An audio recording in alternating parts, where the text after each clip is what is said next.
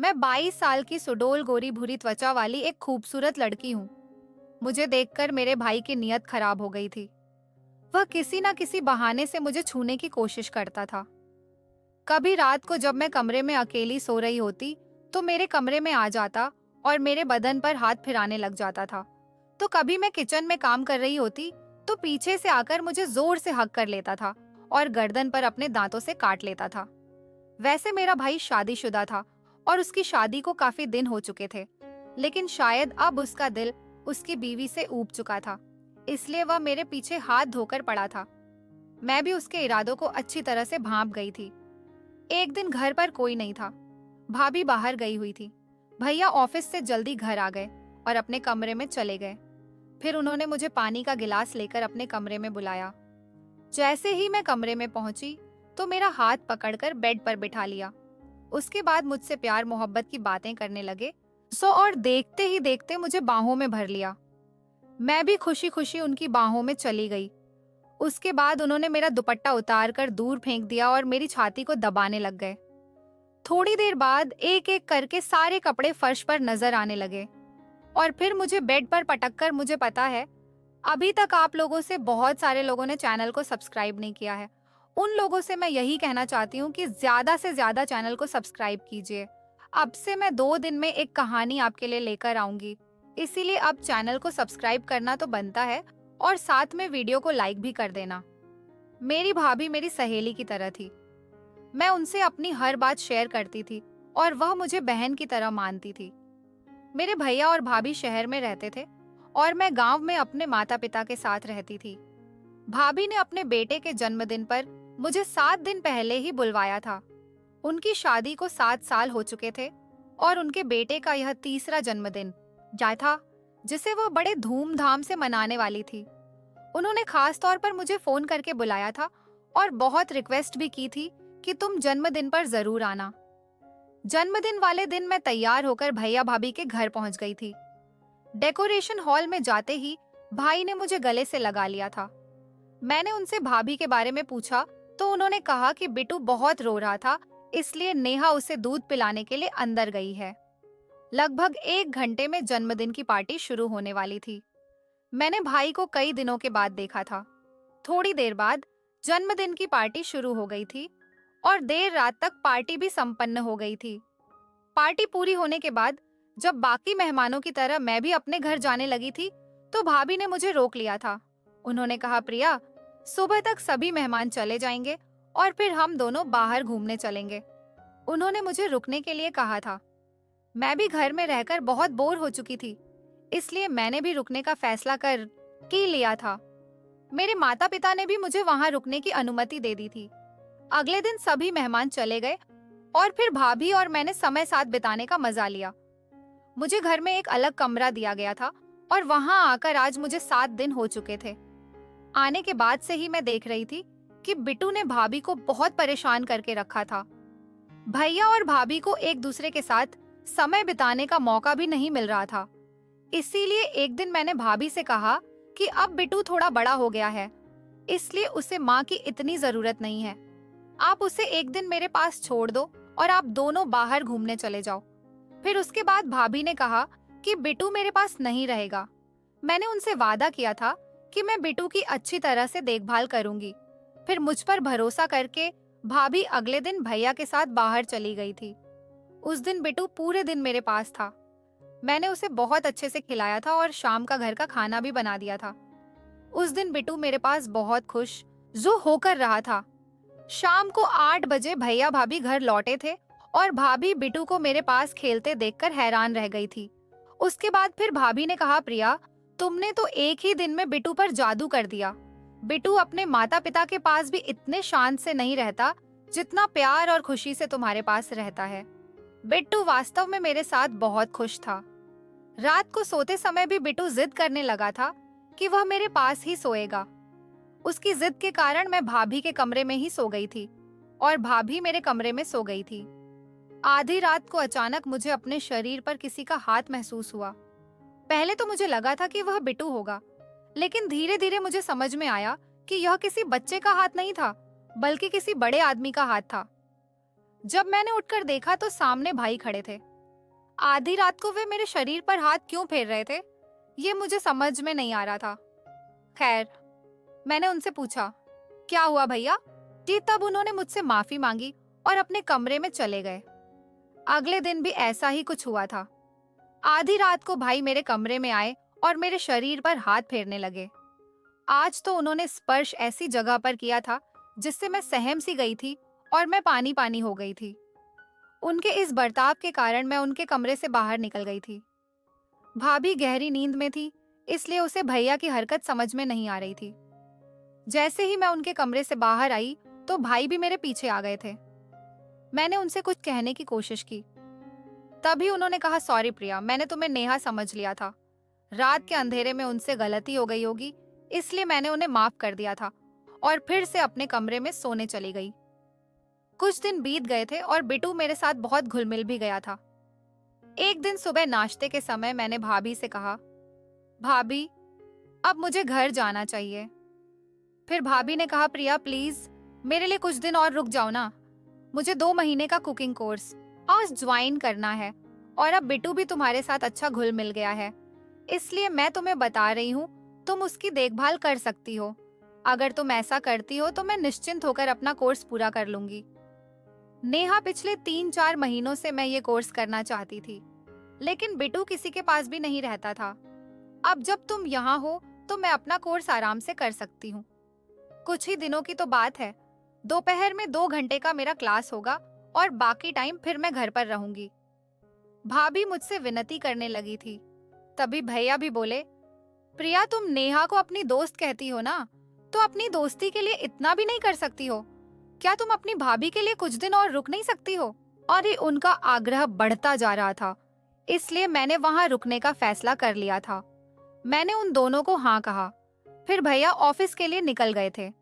उनके जाते ही भाभी ने मुझे गले लगा लिया था और उन्होंने मुझे थैंक्स कहा कि तुम्हारे सहयोग से मैं अपना कोर्स पूरा कर सकूंगी।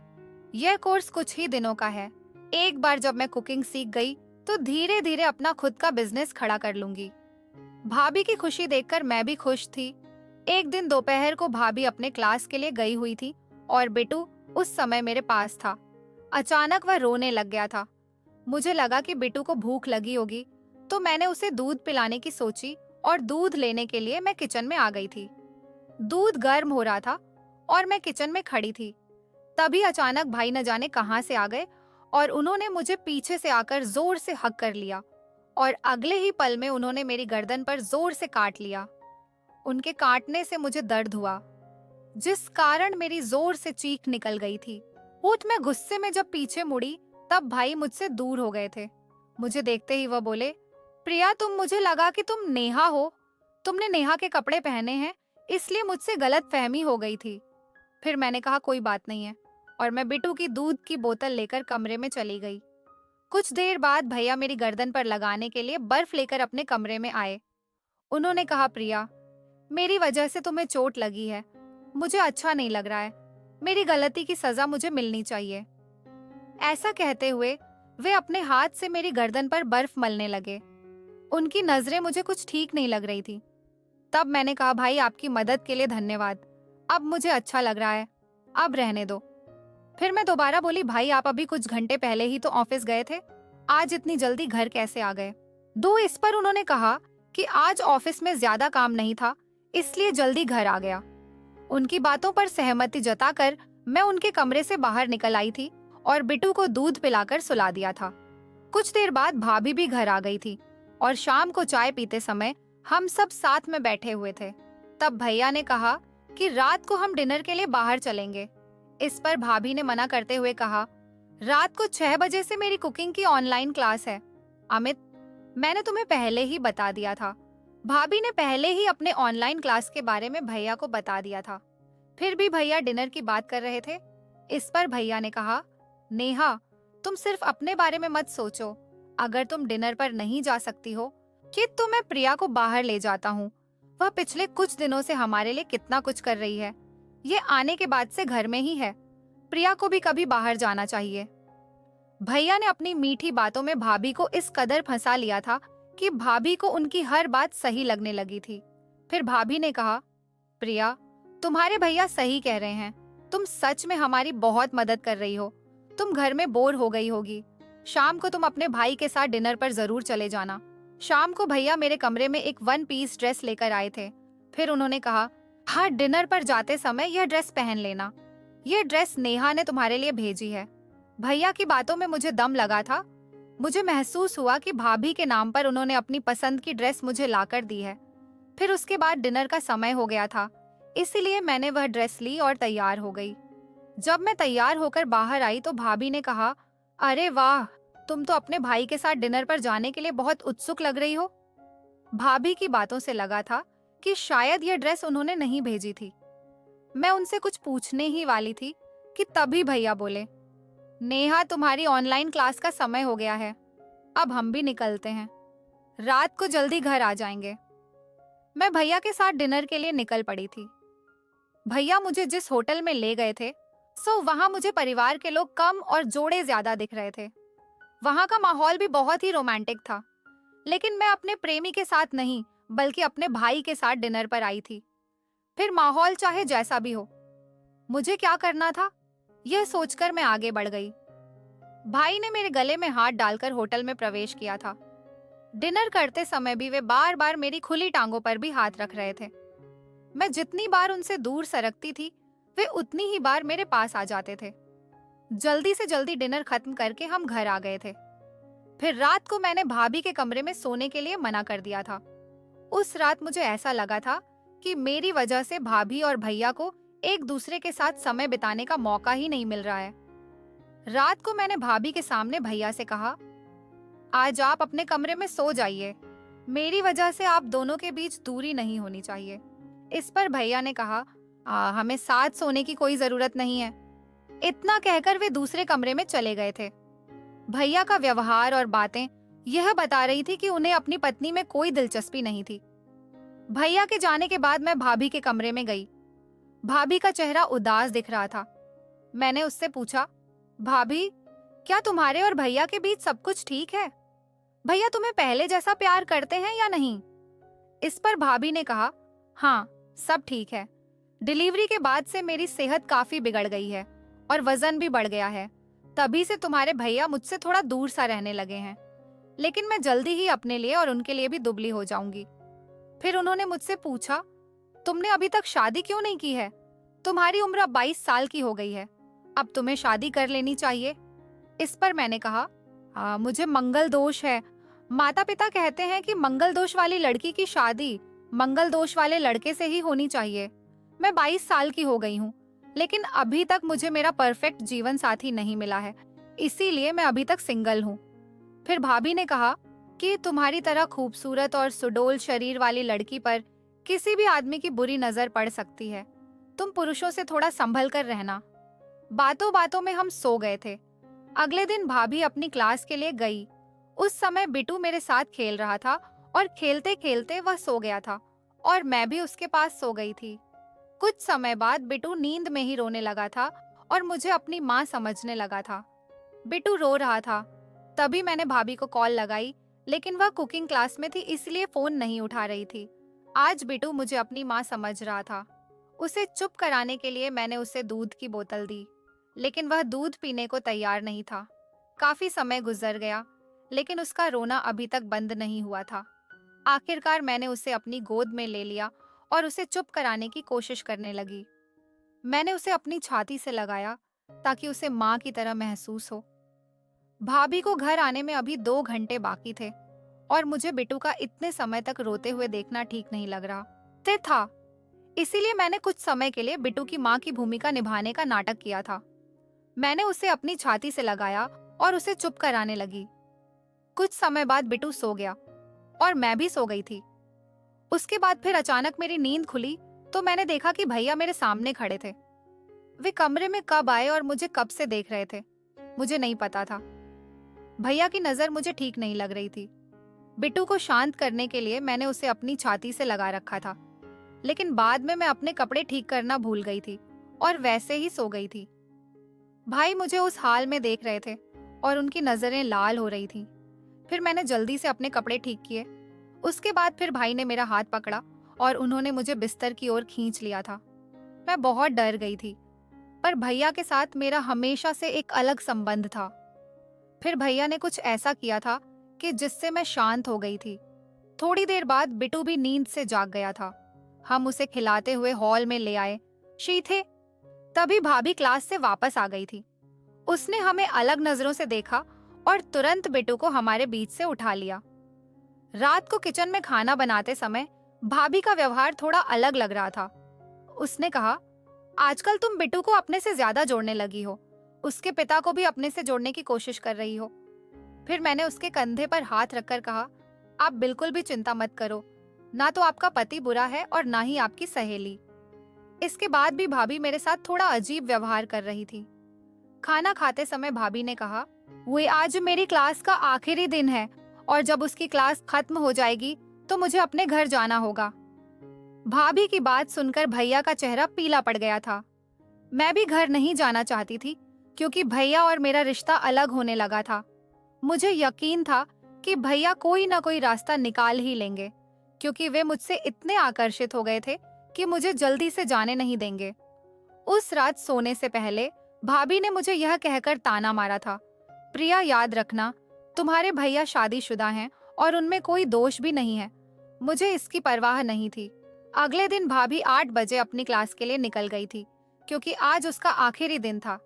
भैया भी रोज की तरह समय पर ऑफिस के लिए निकल गए थे, लेकिन जैसे ही भाभी घर से निकली, भैया घर आ गए और उन्होंने मुझे पानी का गिलास लेकर अपने कमरे में बुलाया।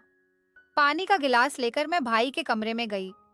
जैसे ही मैं उन्हें पानी का गिलास देने के लिए हाथ बढ़ाया तो उन्होंने मेरा हाथ पकड़ हाथ लिया और फिर भाई बोले, प्रिया तुम मुझे और कितना इंतजार कराओगी? मैं तुम्हें पहले ही कई बार इशारे कर चुका हूँ। भले ही तुम इतने लंबे समय से मेरे सामने हो, लेकिन मैं तुम्हारे साथ उतना समय नहीं बिता सका जितना मैं समय बिताना चाहता हूँ। कल तुम्हें उस हालत में देखकर मेरी आंखें चमक उठी थी। नेहा आज पूरे दिन घर पर नहीं है। हमारे पास आज पूरा दिन है एक दूसरे के साथ समय बिताने का। मैंने भी भैया की बात मान ली थी, लेकिन उनसे एक सवाल पूछा, भाई आप शादीशुदा होते हुए भी क्यों मेरे करीब आ रहे हैं? अगर इस वजह से आपका रिश्ता टूट गया तो भाभी को बुरा लगेगा, फिर आप उसे क्या जवाब दोगे? फिर भैया बोले, प्रिया कि तुम कुछ ज्यादा ही सोच रही हो। नेहा सिर्फ मेरी पत्नी है, मैं अब उससे प्यार नहीं करता हूँ। मैं उसे कुकिंग क्लास करने दे रहा हूँ क्योंकि मेरी नौकरी छूट गई है, ताकि वह कुछ पैसे कमाकर मेरी मदद कर सके। नहीं तो मुझे उससे कोई खुशी नहीं मिलती है। अगर तुम्हें कोई आपत्ति नहीं हो तो हम शादी कर सकते हैं और बिट्टू भी तुम्हें अपनी माँ मानेगा। फिर भैया ने मुस्कुराते हुए मुझे अपनी बाहों में ले लिया था और फिर मैं भी प्यार से उनकी बाहों में चली गई थी। भाई ने मेरा दुपट्टा फेंक दिया था और मेरे सीने को दबाने लगे थे। तभी हमारे कमरे का दरवाजा खुला और भाभी हमारे सामने खड़ी थी। वह मुझे भैया की बाहों में ले गई थी। मेन देखकर चौंक गई थी। जैसे ही मेरी नजर भाभी पर पड़ी तो मैंने भैया को धक्का देकर अपने से दूर कर दिया और भाभी के पास आकर खड़ी हो गई थी।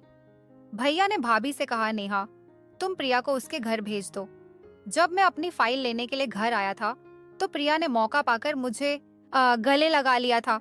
भैया मेरे बारे में बुरी बातें फैला रहे थे। उन्होंने भाभी को बताया था कि मैं उनके साथ संबंध बनाना चाहती थी। फिर इसके बाद भाभी मुझे गुस्से से देखने लगी थी। उसके बाद भाभी ने मुड़कर भैया को एक जोरदार थप्पड़ मारा और बोली, मैंने सब कुछ सुन लिया है। नीच आदमी, जब से प्रिया पानी का गिलास लेकर इस कमरे में आई थी तब से मैं फोन पर सब कुछ सुन रही हूँ। कल रात प्रिया ने मुझे तुम्हारी सच्चाई बता दी थी।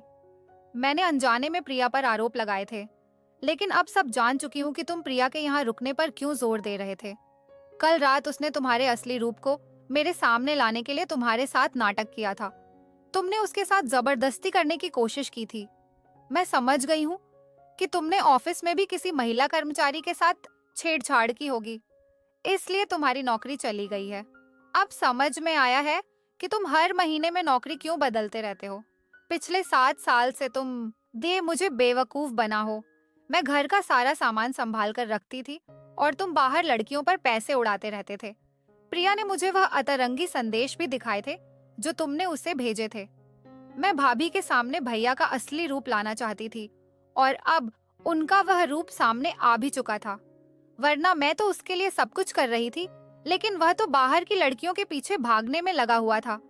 उसने कभी अपनी पत्नी को ठीक से देखा ही नहीं और ना ही मेरी मेहनत की कदर की थी। प्रिया, तुमने समय पर मेरी आंखें खोल दी हैं। तुम्हारी वजह से मैं अपने कुकिंग के सपने को पूरा कर सकी हूँ। अब मैं जल्द ही अपना छोटा सा बिजनेस शुरू करने वाली हूँ। मैं अपने पैरों पर खड़ी होकर अपने बच्चे का पालन पोषण करूंगी। मुझे अपने जीवन में धमकी देने वाले लोगों की जरूरत नहीं है। फिर भाभी ने मुझे धन्यवाद दिया और कहा कि नकली रिश्ते से बाहर निकलने में मैंने उसकी बहुत मदद की है। अब भाभी केवल 1 माँ है और तरह तरह के केक बनाकर डेट और ऑर्डर लेकर अच्छा पैसा कमा रही हैं। वह अपना और अपने बेटे का अच्छे से भरण पोषण कर रही हैं। भाभी आज एक स्वतंत्र महिला के रूप में जी रही है और मैं भी अपनी भाभी के साथ बहुत खुश हूँ। कहानी कैसी लगी कमेंट करके जरूर बताइएगा। और अगर अभी तक आपने चैनल को सब्सक्राइब नहीं किया है तो प्लीज चैनल को सब्सक्राइब कर लीजिए। साथ में बेल नोटिफिकेशन को ऑन पर दबाकर वीडियो को लाइक जरूर कर दीजिएगा। मैं मिलती हूँ आपसे एक और नई कहानी में। तब तक के लिए आप लोग अपना ख्याल रखिएगा। धन्यवाद जी।